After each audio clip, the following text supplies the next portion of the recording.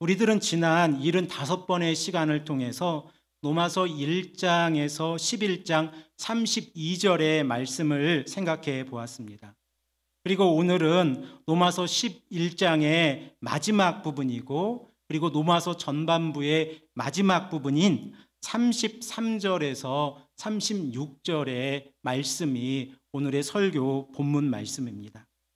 특별히 오늘 이 시간을 통하여 제가 여러분들과 함께 나누기를 원하는 것은 1장에서 11장의 말씀을 함께 정리해 보기를 원합니다. 그리고 오늘 본문 말씀인 33절에서 36절의 말씀을 읽으면 그 말씀의 의미를 조금 더 깊이 있게 생각해 볼 수 있다고 생각을 합니다. 로마서 1장에서 11장의 내용이 짧게 정리를 한다고 하는 것은 우리 모두에게 참 어려운 일입니다. 그러나 우리가 지난 75번의 시간을 통해서 로마서 1장에서 11장의 말씀을 통하여 복음에 관하여 함께 생각을 해 보았다고 하면 우리로 하여금 이 로마서의 말씀을 통하여 복음이 무엇이고 그리고 우리의 삶 가운데에서 어떻게 적용이 되어져야 하는지를 우리의 입술로 고백할 수 있어야 한다고 생각을 합니다. 그래서 저는 이 시간에 로마서의 핵심 주제들 가운데 하나의 시각을 가지고 본문을 짧게 생각을 해 보기를 원하는데, 그 하나의 시각은 바로 복음입니다. 사도 바울은 복음은 예수 그리스도라고 로마서 1장 2절에서 4절 말씀에 정의하고 있는데, 이 복음을 사도 바울은 세 가지 특징으로 설명하고 있음을 우리는 기억하고 있습니다. 그 첫 번째 복음의 특징은, 이 복음은 하나님이 선지자들을 통하여 자신의 아들에 관하여 미리 성경에 약속하신 것이라고 말씀하고 있고, 그리고 둘째로는 하나님의 아들에 관하여 말하면 육신으로는 다윗의 혈통에서 나셨고, 그리고 세 번째로 성결의 영으로는 죽은 자 가운데에서 부활하사 능력으로 하나님의 아들로 선포되셨다라고 말씀을 하고 있습니다. 그리고 이 세 가지 특징을 통하여 복음은 예수 그리스도라고 사도 바울은 우리에게 선포하고 있습니다. 그러므로 사도 바울은 로마서 1장 16절 말씀을 통해서 우리에게 이 복음을 설명하고 있는데, 우리 다 함께 이 말씀을 읽겠습니다. 내가 복음을 부끄러워하지 아니하노니 이 복음은 모든 믿는 자에게 구원을 주시는 하나님의 능력이 됨이라. 먼저는 유대인에게요 그리고 헬라인에게로다 라고 선포하고 있습니다. 그러나 이렇게 복음이 선포되었음에도 불구하고 이 복음을 거부하고 있는 자들이 있음을 우리는 로마서의 말씀을 통해서 알게 되어집니다. 사도 바울은 이러한 자들을 불의로 진리를 막는 자들이다 라고 로마서 1장 18절에서 말씀을 하고 있는데, 불의로 진리를 막는 자들의 특징을 사도 바울은 5가지로 설명을 하고 있습니다. 그 첫 번째는 하나님을 알고 있지만 하나님을 영어롭게 하지 아니하는 자들이고, 그리고 두 번째는 감사하지 아니하는 자들입니다. 그리고 세 번째는 오히려 그 생각이 허망하여져서 미련한 마음이 어두워져서 스스로 지혜 있다고 하지만 어리석게 되어서 우상숭배에 빠진 자들이라고 설명을 하고 있습니다. 그리고 네 번째로 우상숭배의 결과로서 하나님께서 그들을 마음의 정욕대로 내버려 두사 동성애에 빠진 자들이라고 설명을 하고 있습니다. 그리고 또한 마지막 5번째로 그들이 하나님을 인정하기를 싫어하며 하나님께서 그들을 상실한 마음 가운데 내버려 두사 합당하지 못한 일들을 하게 하셨는데, 우리들은 이 합당하지 못한 일들을 6가지 분류의 21가지 목록으로 생각을 해 보았습니다. 사도 바울은 로마서 2장에 들어와서 남을 판단하는 유대인들에 대해서 다시 한번 언급을 하고 있는데, 이방인들의 이러한 잘못 가운데에서도 유대인들도 동일한 죄를 저지르고 있다라고 말씀을 하고 있습니다. 그리고 또한 특별히 로마서 2장 5절 말씀을 보면 유대인들의 잘못을 2가지로 언급하고 있는데, 그 첫 번째가 고집을 피우고 있는 것이고, 그리고 두 번째가 회개하지 않는 마음이라고 지적을 하고 있습니다. 이렇게 하나님의 말씀에 순종하지 아니하고 불의를 따르고 있는 자들은 모두 죄 아래에 있다고 로마서 3장 9절에서 10절 말씀에 선포하고 있는데, 이 죄 아래에 있는 자들을 사도 바울은 의인은 하나도 없다라고 말씀을 하고 있습니다. 그리고 또한 이 죄 아래에 있는 자들의 모습을 사도 바울은 4가지로 정리를 하고 있는데, 그 첫 번째가 말씀을 깨닫는 자도 없고, 그리고 두 번째가 하나님을 찾는 자도 없고, 그리고 세 번째가 선을 행하는 자도 없고, 그리고 네 번째로 결국 하나님을 두려워하지 아니한다라고 말씀을 하고 있습니다. 그러므로 이 땅의 모든 사람에게 복음이 필요한데, 그 이유는 이 땅의 모든 사람이 죄를 범하였으므로 하나님의 영광에 이르지 못하였기 때문에 그렇습니다. 사도 바울은 이러한 이유로 로마서 3장 24절 말씀에서 복음을 우리에게 이렇게 설명을 하고 있습니다. 우리 다 함께 로마서 3장 24절 말씀도 함께 읽겠습니다. 그리스도 예수 안에 있는 속량으로 말미암아 하나님의 은혜로 값 없이 의롭다 하심을 얻은 자 되었느니라 라고 말씀을 하고 있습니다. 그러면 우리들은 어떻게 하나님의 은혜를 값 없이 받을 수 있었습니까?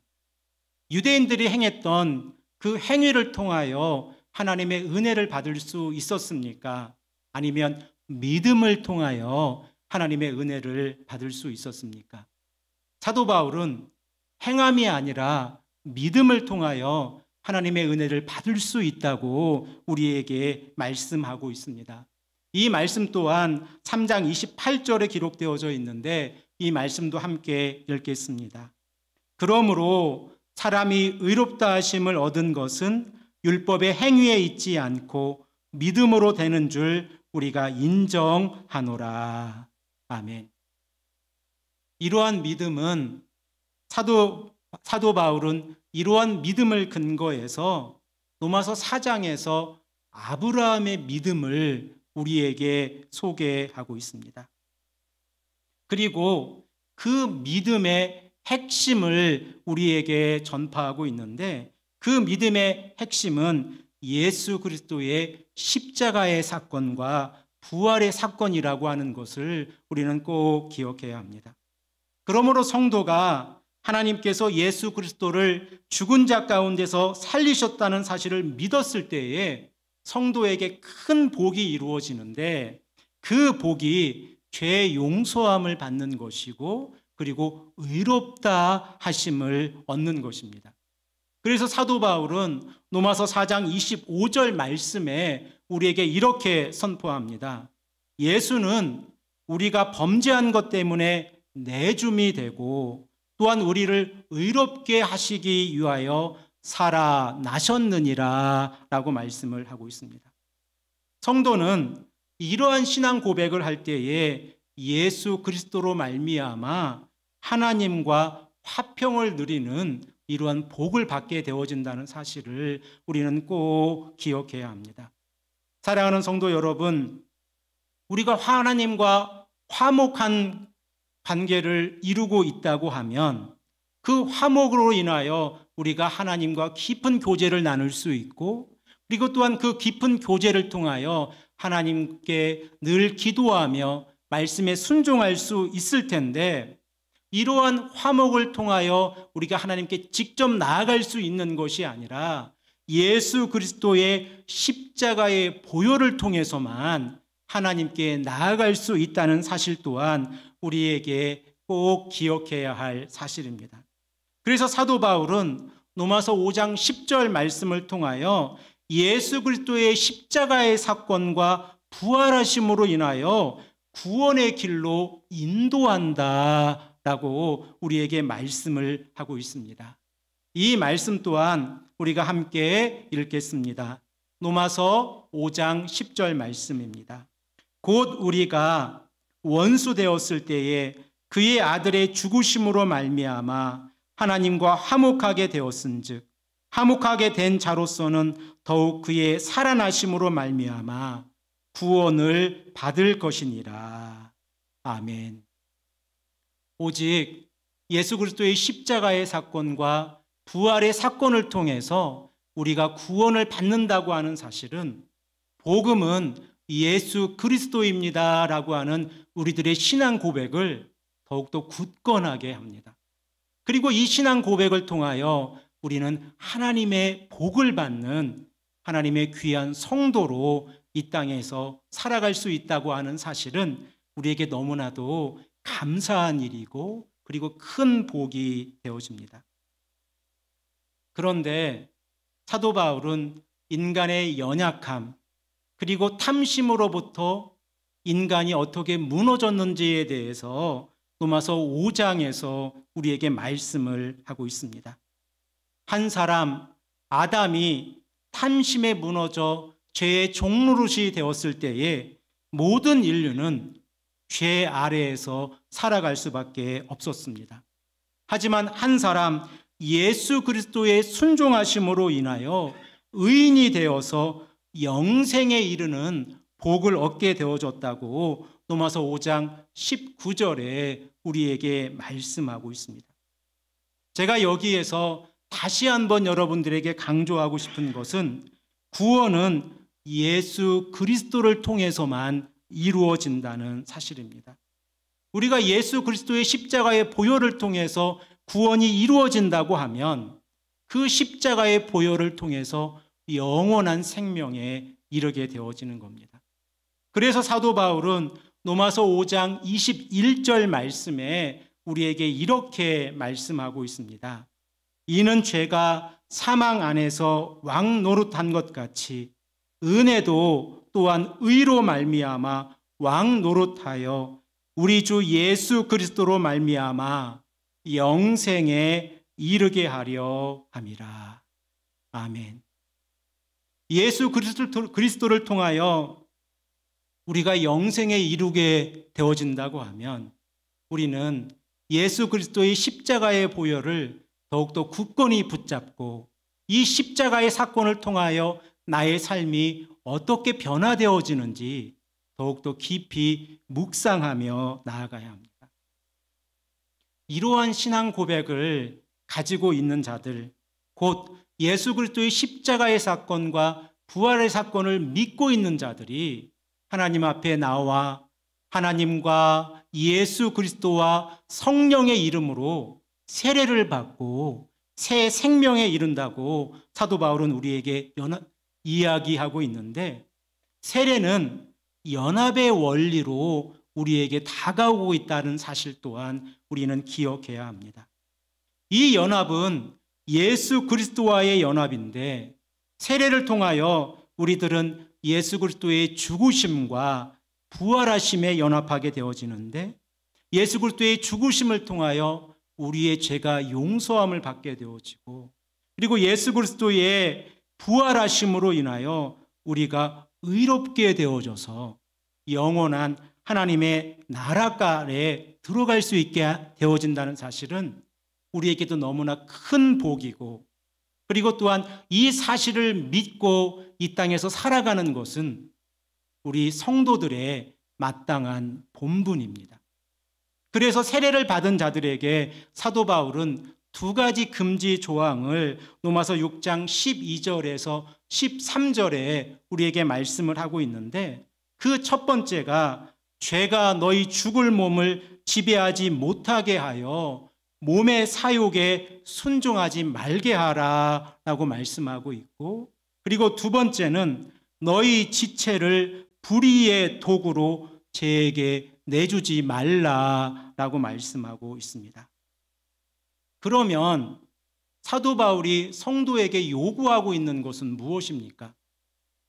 우리는 이 땅에서 하나님의 자녀로 세례를 받은 자들로 살아가고 있는데, 그들에게 하나님께서 요구하시는 것이 무엇인가를 우리가 잘 알고 있다면 그 말씀 가운데 살아갈 수 있고, 그리고 또한 그 말씀을 통하여 우리의 삶이 조금 더 헌신되어질 수 있을 것입니다.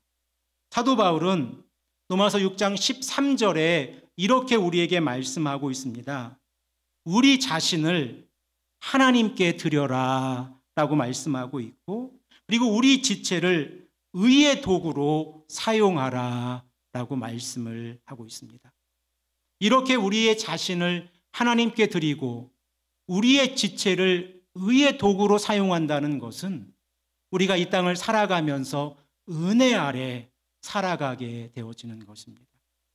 하나님의 은혜 아래 살아가게 되어질 때에 우리는 말씀에 순종하게 되어지는데, 이 말씀에 순종할 때에 우리의 삶에 변화가 이루어진다고 하는 것은 성경에 우리에게 가르치고 있는 아주 중요한 말씀이라고 하는 사실을 우리는 꼭 기억해야 합니다.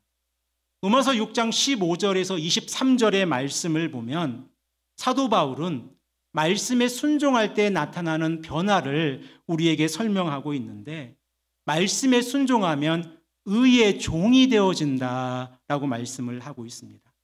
그리고 또한 의의 종으로 살아간다고 하면 성도의 삶이 거룩해진다라고 말씀하고 있고, 그 거룩함의 열매가 영생으로 우리에게 다가온다라고 말씀을 하고 있습니다. 이렇게 말씀에 순종하고 그 말씀을 통하여 우리의 삶이 거룩해지고 그 거룩함의 열매로 영생을 바라보며 하나님의 나라를 향하여 한 걸음 더 나아간다고 하면 우리의 삶은 기쁨과 감사가 가득 차고 넘칠 것입니다. 그런데 우리가 이미 살아본 바와 같이 이러한 복을 받았음에도 불구하고 성도가 이 땅에서 살아갈 때에 선을 행하지 않고 악을 행할 때도 있지 않습니까? 곧 말씀에 순종하지 못하고 우리의 지체를 하나님께 드리지 못하고 불의에 드릴 때도 있지 않습니까? 그래서 사도 바울은 로마서 7장 7절에서 25절의 말씀을 통해서 인간의 내면 안에 있는 두 가지 마음을 우리에게 설명하고 있습니다. 특별히 로마서 7장 21절에서 23절 말씀을 보면 인간의 연약함에 대해서 사도 바울은 이렇게 고백을 하고 있습니다. 우리 다 함께 7장 21절에서 23절의 말씀을 읽겠습니다. 그러므로 내가 한 법을 깨달았노니 곧 선을 행하기 원하는 나에게 악이 함께 있는 것이로다. 내 속사람으로는 하나님의 법을 즐거워하되 내 지체 속에서 한 다른 법이 내 마음의 법과 싸워 내 지체 속에 있는 죄의 법으로 나를 사로잡는 것을 보는도다. 사랑하는 성도 여러분, 우리의 경험 가운데에서도 이러한 경험들이 있지 않습니까? 내 마음 가운데에, 내 속사람 가운데에서 하나님을 향한 간절한 갈망과 그리고 하나님의 말씀에 순종하기를 원하는 간절한 우리의 신앙의 순수함이 있는데 마음 한편에는 시기와 질투와 미움과 그리고 세상이 가져오는 여러 가지 우리들의 삶에 주어지는 유혹으로 인하여 그곳에 시선을 둘 때가 있지 않습니까? 사도 바울은 로마서 7장 7절에서 25절의 말씀을 통하여 이러한 인간의 연약함을 우리에게 말씀을 하고 있습니다. 그리고 나서 로마서 8장에서 이 문제를 어떻게 해결할 수 있을까라고 하는 문제를 우리에게 제시하고 있는데, 그 해결의 방법이 바로 성령입니다. 우리가 우리 자신의 힘으로 이 세상과 싸워 이길 수 없다고 하면 하나님께서 예수 그리스도를 통하여 성령을 우리에게 선물로 주셨는데, 성령과 동행하고 성령과 함께 할 때에 우리들은 이 세상의 어려움으로부터, 그리고 또한 나 자신의 싸움으로부터 싸워서 이길 수 있다라고 성경은 우리에게 말씀을 하고 있습니다. 그리고 또한 로마서 8장 말씀을 읽어보면 성령에 관하여 우리에게 4가지로 설명을 하고 있는데, 이를 정리해 보면 이렇습니다. 로마서 8장 2절 말씀을 보면 예수 안에 있는 생명의 성령의 법이 죄와 사망의 법에서 우리를 해방하였습니다 라고 말씀하고 있습니다. 그러므로 우리는 더 이상 죄와 사망의 법의 종노릇하고 있는 연약한 존재가 아니라고 하는 사실을 우리는 우리의 신앙으로 고백해야 합니다. 그리고 또한 생명의 성령의 법이 살아 움직여 나의 신앙을 인도하고 있고 성령께서 나의 삶을 주관하고 계시다고 하면 우리는 죄와 사망의 법에서 해방되어졌다고 선포해야 합니다. 이러한 신앙이 우리가 하나님께 한 걸음 더 나아갈 수 있게 되어지는 겁니다. 이렇게 성령과 동행하게 되어진다고 하면 그러한 성도를 성경은 무엇이라고 부를 수 있다고 생각을 하십니까? 성령과 동행하는 성도님들. 사도 바울은 로마서 8장 9절에서 이러한 성도들을 그리스도의 사람이라 라고 부르고 있습니다. 우리가 그리스도의 사람이 되어졌다고 하면 그리스도의 편에 서서 그리스도의 말씀에 순종하고 그리스도의 뜻대로 살아가는 삶을 살아가고 있는 것인데, 이러한 성도가 그리스도의 사람으로 살아간다고 하면 이것 또한 얼마나 큰 축복입니까? 세 번째로 사도 바울은 로마서 8장 14절 말씀을 통해서 성령의 인도하심을 받는 사람들을 곧 하나님의 아들이라 라고 부르고 있습니다. 그리스도의 사람이라고 부르고 있는 로마서 8장 9절 말씀에 이어서 성령의 인도하심을 받는 사람들은 하나님의 아들이 되어지는 복을 받게 되어진다라고 말씀하고 있습니다. 이 또한 얼마나 큰 복입니까? 우리가 하나님의 아들이라고 불리워진다고 하면 예수 그리스도와 함께 하나님의 상속자가 되어지는 복을 누리게 되어지는데, 이 복에 함께 참여할 수 있는 하나님의 복이 우리에게 다가오고 있다는 것입니다. 그래서 사도 바울은 네 번째로 로마서 8장 15절에서 17절의 말씀을 통해서 성령의 인도함을 받은 성도들은 하나님의 아들로서 양자의 복을 받게 되어지는데, 이로써 하나님을 아빠, 아버지라 부를 수 있게 되어지고 상속자의 특권을 받게 되어진다라고 말씀하고 있습니다.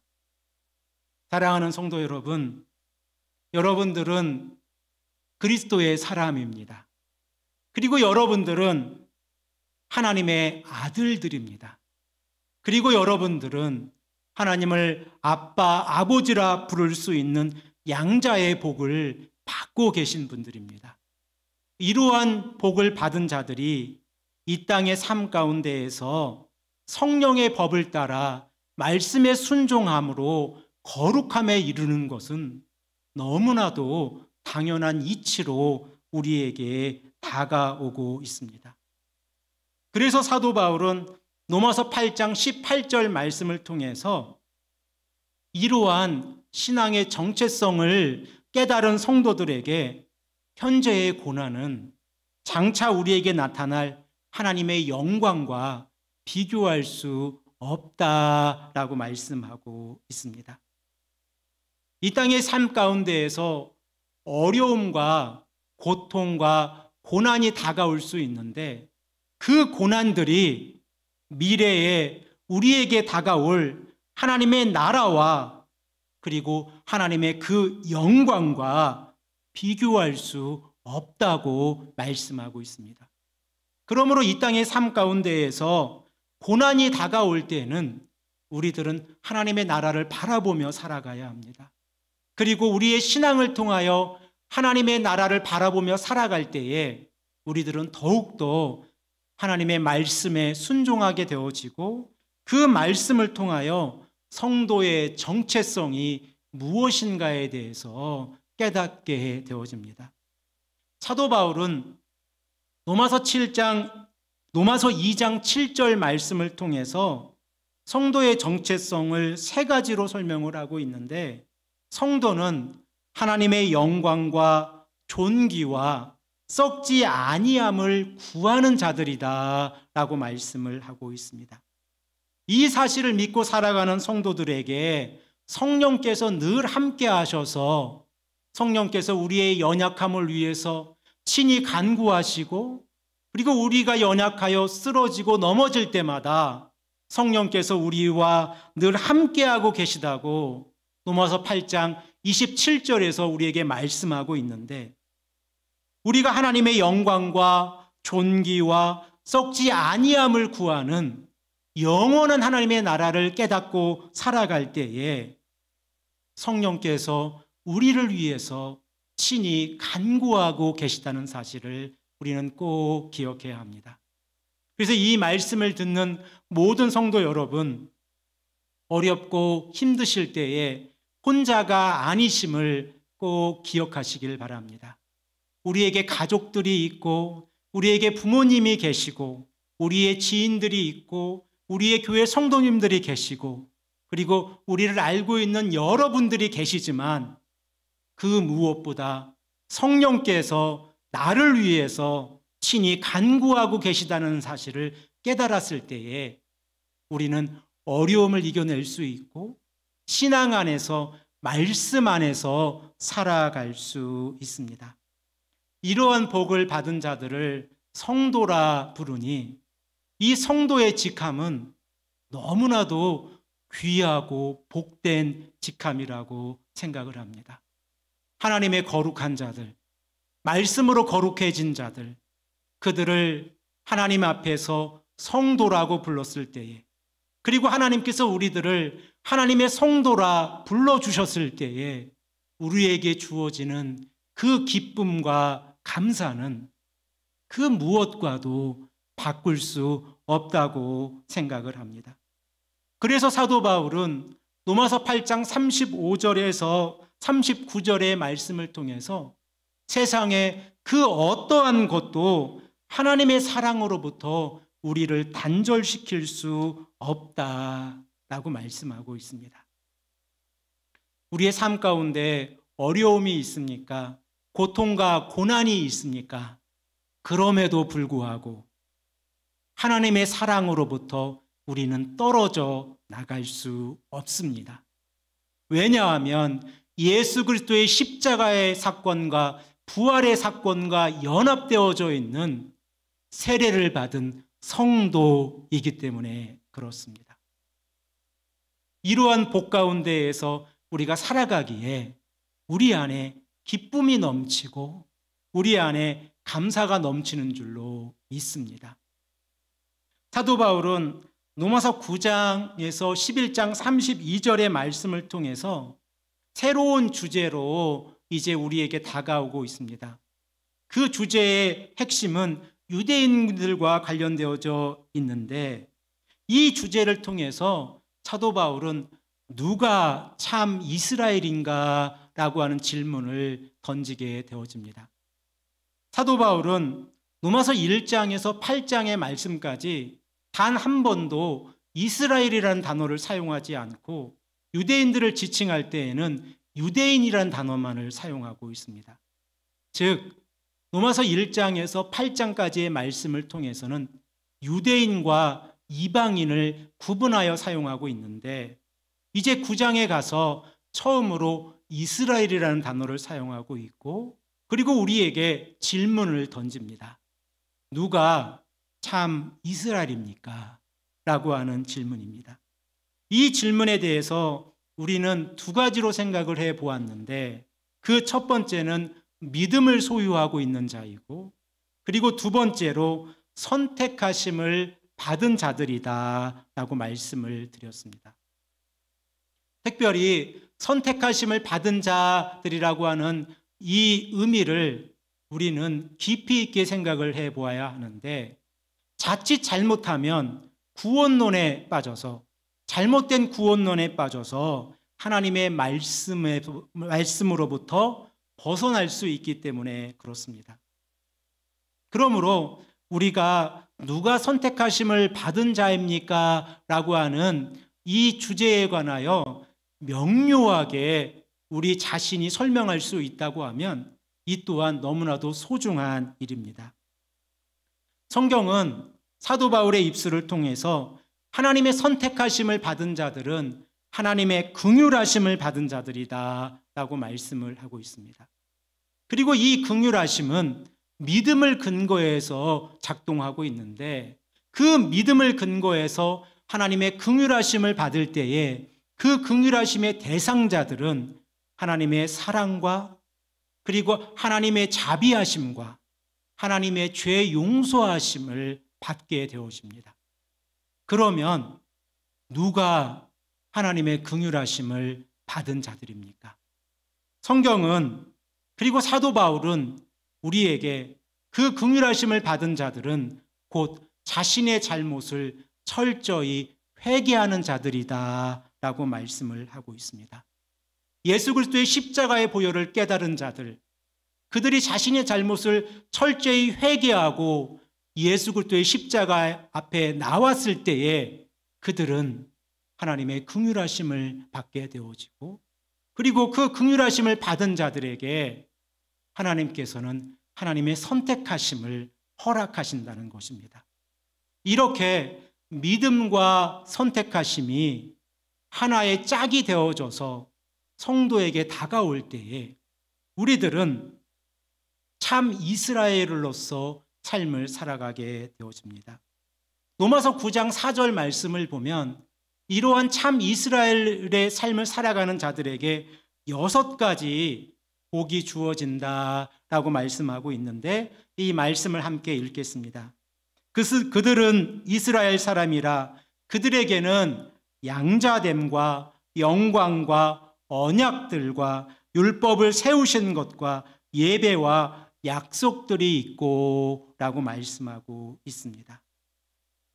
그러므로 성도가 자신의 입술로 예수를 주로 시인하며 또 하나님께서 죽은 자 가운데서 예수 그리스도를 살리셨다고 하는 이 사실을 믿고 나아갈 때에, 로마서 10장 9절의 이 말씀을 우리가 믿고 나아갈 때에 성도에게 주어지는 이 6가지의 복은 아주 크고, 그리고 우리에게 큰 기쁨으로 다가오고 있다는 사실을 우리는 꼭 깨달아야 합니다. 그러면 사도 바울은 말씀에 순종하지 않는 자들을 향하여, 특별히 유대인들을 향하여 어떻게 하나님께서 접근하고 계신가라고 하는 주제를 우리에게 제시하고 있습니다. 그리고 이 질문에 대해서 사도 바울은 하나님의 긍휼하심을 제시합니다. 제가 이미 언급한 것처럼 하나님의 긍휼하심은 자신의 잘못을 십자가 앞에서 철저히 회개하는 자들에게 주어지는 것인데, 이 하나님의 긍휼하심을 통해 하나님의 자비하심과 하나님의 은혜와 하나님의 죄 용서하심을 받게 되어집니다. 그리고 이 긍휼하심을 통하여 유대인과 이방인의 구분이 없이 오직 예수 그리스도의 십자가의 보혈을 믿는 자들에게 주어진다라고 사도 바울은 언급하고 있습니다. 그러므로 유대인들이 자신들의 혈통적인 지위를 내세워서 우리도 예수 그리스도의 십자가의 보혈을 통하지 아니하고 구원에 이룰 수 있다라고 하는 이 주장은 잘못된 주장입니다. 오직 은혜로 택하심을 받은 자들, 곧 예수 그리스도의 십자가 앞에서 철저히 자신의 잘못을 회개한 자들에게 하나님의 긍휼하심이 주어진다고 하는 것은 곧 그들이 하나님의 선택하심을 받은 자들이고 곧 그들이 믿음을 소유하고 있는 자들이라고 하는 사실을 우리는 깨닫게 되어집니다. 이렇게 하나님의 긍휼하심을 받은 자들에게 사도 바울은 조금 더 쉽게 성도들이 이해할 수 있도록 참 감람나무 위에 돌 감람나무의 가지를 접붙이는 비유로 우리에게 설명을 하고 있습니다. 우리의 삶 가운데에서 예수 그리스도의 복음을 깨닫지 못했을 때에는 돌 감람나무의 가지로서 살아가고 있지 않았습니까? 그런데 예수 그리스도의 십자가의 보혈을 깨달았을 때에 우리들은 참 감람나무의 뿌리에 접붙임을 받게 되어진 것입니다. 그리고 그 뿌리로부터 영양분을 공급받아서 비록 그 가지가 돌 감람나무 가지라고 할지라도 그 열매는 참 감람나무의 열매를 맺게 되어진다라고 성경은 우리에게 말씀하고 있습니다. 이 사실을 깨달은 자들이 하나님의 말씀을 선포되어질 때에 우리는 이렇게 선포할 수 있습니다. 복음은 예수 그리스도이십니다. 이 사실을 깨달은 자들이 그리고 이 사실을 선포했던 사도 바울이 오늘 본문 33절 말씀을 통하여 하나님의 지혜와 지식의 풍성함은 인간의 이성적인 판단의 사고를 뛰어넘는다고 말씀하고 있습니다. 이 말씀을 오늘 본문 말씀을 통하여 함께 생각해 보겠습니다. 우리 다 함께 33절의 말씀을 읽겠습니다. 깊도다 하나님의 지혜와 지식의 풍성함이여 그의 판단은 헤아리지 못할 것이며 그의 길은 찾지 못할 것이로다. 아멘. 하나님의 지혜와 하나님의 지식의 풍성함은 우리 인간의 지식으로 판단할 수 없습니다. 오직 하나님의 지혜와 하나님의 지식의 풍성함은 하나님의 말씀을 통하여 선포되어진다고 하는 사실을 우리는 꼭 깨달아야 합니다. 그리고 또한 하나님의 인자와 자비하심과 긍휼하심의 그 깊이와 그 넓이와 그 높이는 피조물인 인간들의 생각으로 판단할 수 없습니다. 그래서 사도 바울은 오늘 본문 34절에서 35절의 말씀을 통해서 우리에게 이렇게 선포하고 있습니다. 우리 다 함께 34절, 35절 말씀도 함께 읽겠습니다. 누가 주의 마음을 알았느냐? 누가 그의 모사가 되었느냐?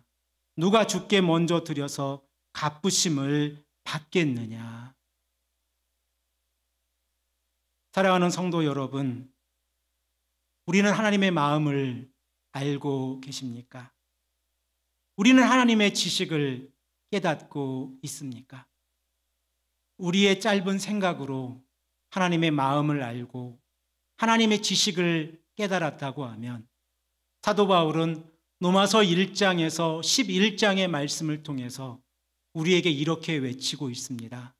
복음은 예수 그리스도이십니다.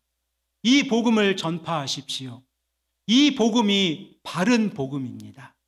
이 복음을 통하여 우리는 하나님의 나라에 들어갈 수 있습니다. 라고 선포하고 있습니다.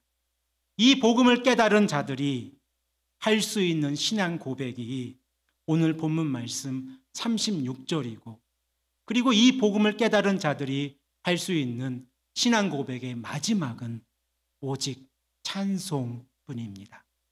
왜냐하면 인간이 할 수 있는, 피조물이 할 수 있는 가장 존귀한 것이 여호와 하나님을 찬송하는 것이기 때문에 그렇습니다. 우리의 입술을 통하여 하나님을 찬송하는 것은 우리의 짧은 지식으로 하나님의 말씀을 깨닫고 우리의 찬송으로 우리의 신앙을 고백하는 것입니다. 우리 다 함께 36절 말씀을 읽겠습니다. 이는 만물이 주에게서 나오고 주로 말미암고 주에게로 돌아갈미라. 그에게 영광이 세세에 있을지어다. 아멘. 이러한 찬송이 우리의 삶 가운데 있기를 소망합니다.